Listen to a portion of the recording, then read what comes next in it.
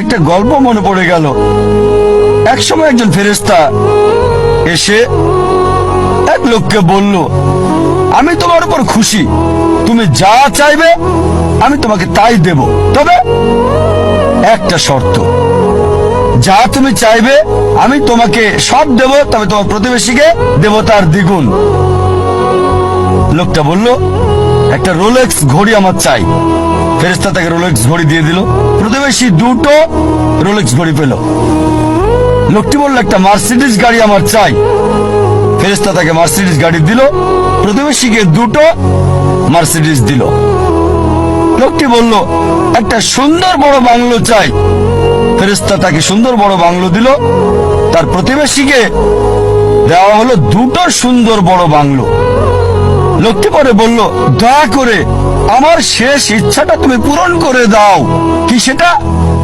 আমার একটা চোখ তুমি নষ্ট করে দাও, যাতে কিছু আমি চোখে না দেখতে পাই। চিন্তা করেন, সে তার নিজের চেয়ে প্রতিবেশীকে নিয়ে বেশি ব্যস্ত। তার জীবন সহজ কিন্তু জটিল সেটা ভাবছে না সে। প্রাচুর্য কি দারিদ্রতা যাই থাকুক, সে বেশি চিন্তিত তার প্রতিবেশীর চেয়ে ভালো জীবন যাপন করা নিয়ে। এ কারণেই সে ফেরেশতাকে বলল, আমার একটা চোখ নষ্ট করে দাও, যাতে প্রতিবেশীর দুটো চোখই নষ্ট হয়ে যায়। এভাবে আমরা প্রতিবেশী কেন্দ্রিক। নিজে সুখী কিনা ভাবছে না, দেখতে পারবে কিনা সেটা ব্যাপার না।